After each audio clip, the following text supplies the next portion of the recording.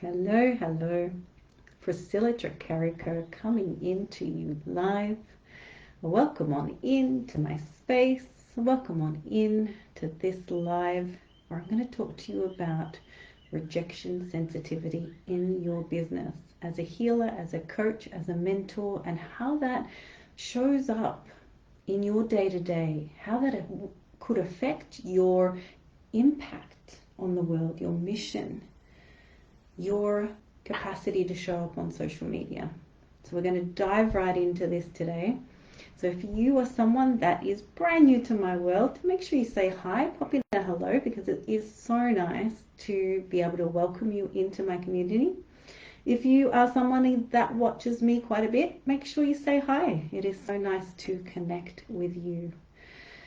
So this experience of rejection sensitivity, I don't know, it's like it seems quite self-explanatory.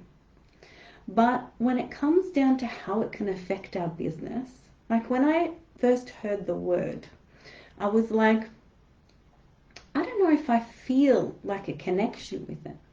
But when I built context with it, when I built like an understanding of what it actually means as an entrepreneur, as a business owner, as we show up on social media and are connecting with so many different types of people, so many different types of situations. And then I saw this like as a concept that my clients were experiencing as well. And it's like this ripple through in so many people in why they do certain things.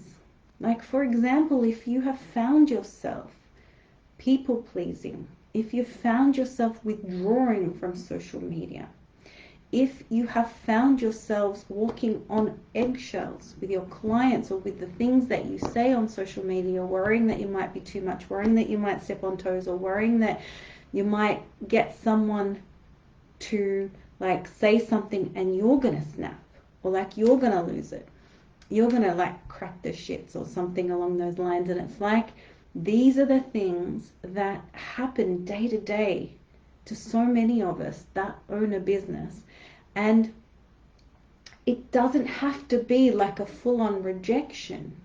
It can be like a criticism. If someone says something about you, your products or your services online, if someone judges you, and it's like this experience, these feelings come up in the body, and it's like it overtakes, it overrides. It's like this primitive experience that can take over our bodies. And this is what I wanted to jump in and really open up for you so that you understand a bit more about yourself. And it was interesting actually, because I was creating in the background a new program that I've got. And in that process, the things that, you know, and this is what happens when we create these things. It's like divine synchronicities. It's like I'm creating this program, and then in my community, I get women talking about this kind of thing, asking questions about this kind of thing, and it all just comes together. And that's the beauty of it, is like we're going through these things as a collective. It's not just one of us that has this experience on social media and feels it. It's like there are many of us that notice these things. And then if we step into it and understand it just a little bit more, if we step into it and let it unfold a little bit more, not as a diagnosis, not as a box, because I spent so many years working on diagnoses, 20-something years, 24 years as in healthcare, putting people into boxes, diagnosing. And there are so many boxes. There's so many like neurodivergent boxes. There's difficulties with emotional regulation boxes that tie in with the neurodivergent boxes. There's ADHD boxes. There's like rejection sensitive dysphoria boxes that tie in with ADHD and emotional regulation. And there's so many of these labels that we can put on ourselves. But what I want for you is deeper than that. I get it. the labels help us see things that we do. But the labels also cause more inner conflict within ourselves. Because for a lot of years that I've done this work, I too have seen things that I tick boxes in myself and go, oh yeah, I do that, or I experience that. And the bit that's helpful is when we know a bit more about it, we can sort of look outside ourselves and notice ourselves when we're doing certain things.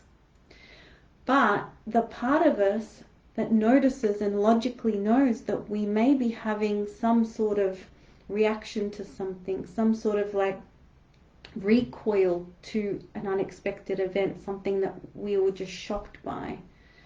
And it's like the one part of us is happy to go, all right, I want to open some time and space for this because I know this is something that I have a tendency for. So that part is going to love the diagnoses. That part is going to love saying, oh yes, that's me. I do that. Maybe I've got this thing wrong with me. Maybe I've got that thing wrong with me. But then there's going to be a part of you on the inside that's connected to your superconscious, your higher self, your soul. And that part of you knows that on the inside that there is nothing that is wrong with you.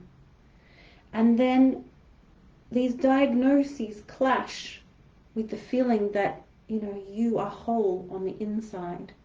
And this kind of like can, on the inside, be one of the things that causes self-doubt, self-criticism, self-sabotage. It's like you're going against yourself on the inside because it's like, well, I know I shouldn't be like getting upset about this. I know I shouldn't be getting sensitive about this, but I am. And these feelings are real. Like the clients that I work with are experiencing these things for real because it's like a situation where they're being judged, they're being criticized, they're being like put under fire for something. And within their body, it feels real because it triggers something that has happened in the past. It triggers something that is imprinted in the body. And when this happens, it feels real, even though the people that are criticizing, the people that are judging, the people that are rejecting may not be doing it deliberately. One woman in particular, you know, had something happen in her friendship. So not even business related, but it made her feel uncomfortable in her business. And it's this kind of thing where it's like when we have things happen on a day-to-day that pull us out of our power, that pull us out of our presence, it can make it harder to show up online in front of others. It can make it feel uncomfortable to show ourselves. That we want to withdraw, we want to pull away. And just like these feelings that hurt us make us want to shield and cover up, like, you know, snuggle in a big blanket and pull away from the world. And if we do that while we're running a business, if we do that while we are wanting to show up on social media, if it lasts for an hour, it doesn't matter. If it lasts for a day, it might not matter. If it lasts for a week, but then if it keeps coming back as a pattern over and over again and it affects our launches, it affects our capacity to show up on social media and be seen, be visible, have impact. If it affects our client sessions, like if a client is with us for 3 months but then rejects us for the next, like for the continuation.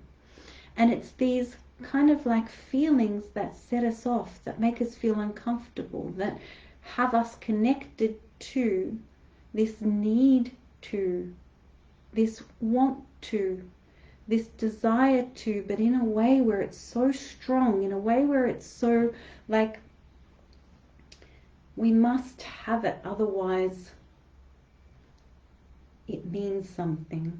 Like if we don't have that person's respect or connection or like love, then it means something about us.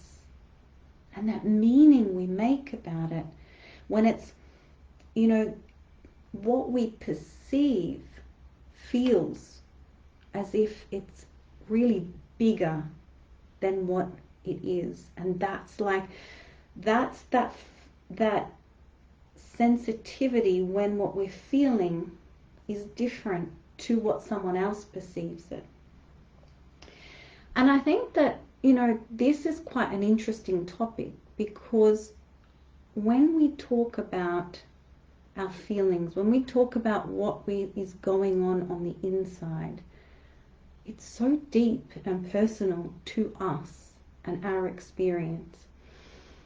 And when we have this rejection sensitivity, like some people could, like you can put it in a box and label it and say that you're wrong for perceiving it that way, because essentially that's what the diagnosis is. When you put it into something, like when you put it in a box, you're saying that when you're rejection sensitive and when you have this rejection sensitive dysphoria, you're in a box and your perception of what you believe is going on is wrong because it's too heightened, and that other people can notice that. And that alone, I think, separates us on the inside. That fact that it's like, well, we have this tendency to overreact to something, to be oversensitive to something. And I feel like this alone, just knowing that, can sometimes actually make it worse. Because on the inside, we're actually saying that there is something wrong with us. Is that we're saying that we're oversensitive or that we overreact to things. And no matter who we are going to experience that we overreact with something, or we miscommunicated something, or that there was a misunderstanding. And to me, it's not so much about the person overreacting and then the person that they're overreacting to having the truth of reality, and the person that has the rejection sensitive dysmorphia as having like this skewed or wrong perception. I think that's the thing that puts us in the box, is that saying that the person that has the RSD has got a misperception and then that they are wrong. And I think that's where it gets all muddled up. That's where it gets mixed up. And to me, it's not that. It's that the person that has the rejection sensitive dysphoria, the person that has this like blowing up when there's something that happens that isn't quite right. It's more that there are experiences and imprints within the body that link in with whatever's happening on that day, whatever's happening in the reality. And that's what makes it feel worse than it actually is in reality. And that's why when we look back, and you might be like, oh my goodness, I withdrew from social media for a whole week because that person did this, this, this, and this, and I overreacted. And you can look back and you go, oh, I got really upset at that person and I blew up and I yelled at them and I didn't mean to. Or you might be like, oh, I was walking on eggshells for so many years with that person. And it's like you look back and you realize that these are the coping strategies that you've put into place. These are the things that you've done to try and cope with the fact that you react a certain way, or you withdraw, or that you are people-pleasing, you have people-pleasing tendencies. And then it's like, well, the common factor is me. There's something wrong with me.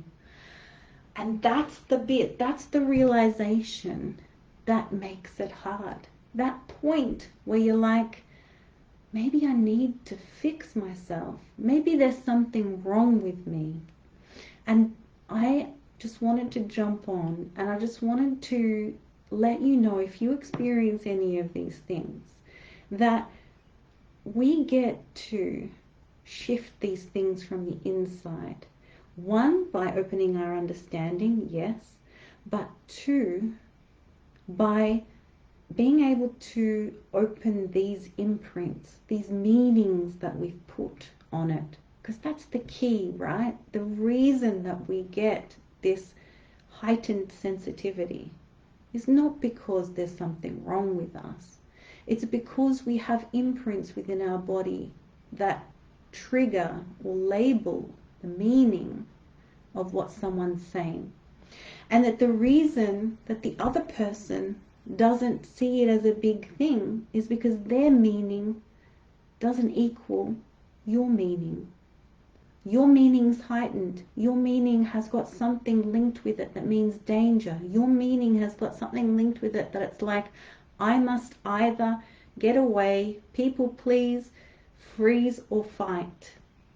Because it's so strong in the body. It's like a primitive response.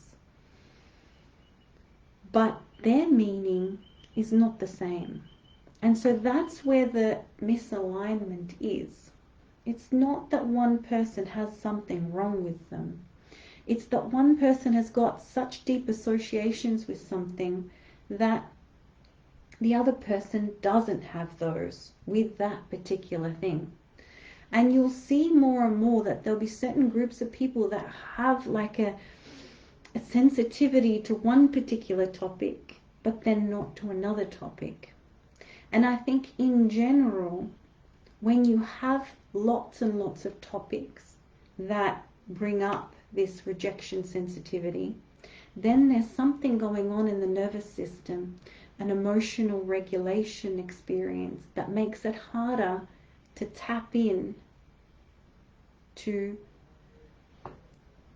what is going on in that moment, that makes it harder to tap in to respond rather than react in that moment.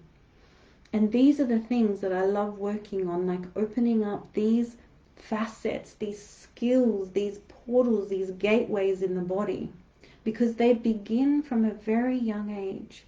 This capacity for us to regulate ourselves, this executive function. This is an executive function in the body. This was laid down. Our capacity to have this skill is laid down as babies. And then it develops. And it peaks. And it blossoms. And we open this capacity. And some don't develop it because they have neurodivergent tendencies. But to me, I feel like they're waiting to blossom. And they can be opened up. There's skills that can be opened up. And they are so important to tap into if you are growing your presence on social media, if you are an entrepreneur and you're exposed to lots and lots of people, that you need to show up as like a public speaker, as someone that stands in front of others. And this capacity to understand your own self-image, to understand how you, like your body imprints things. And so I'm really excited to open up this new program that I've got.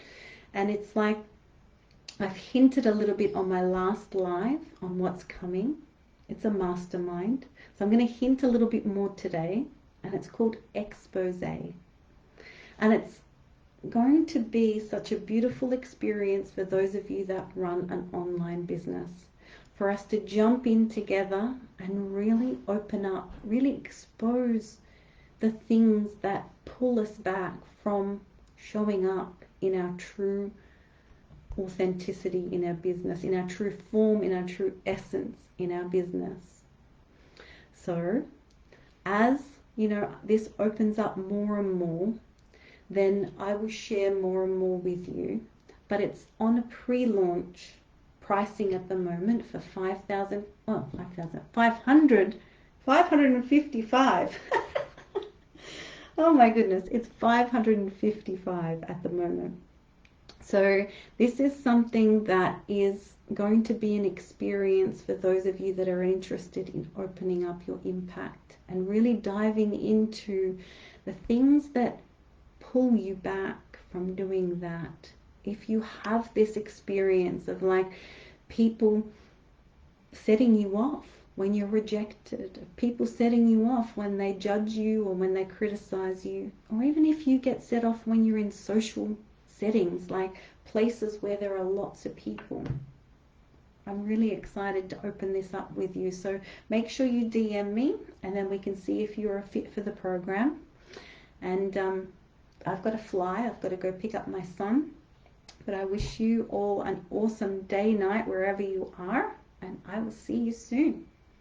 Bye for now.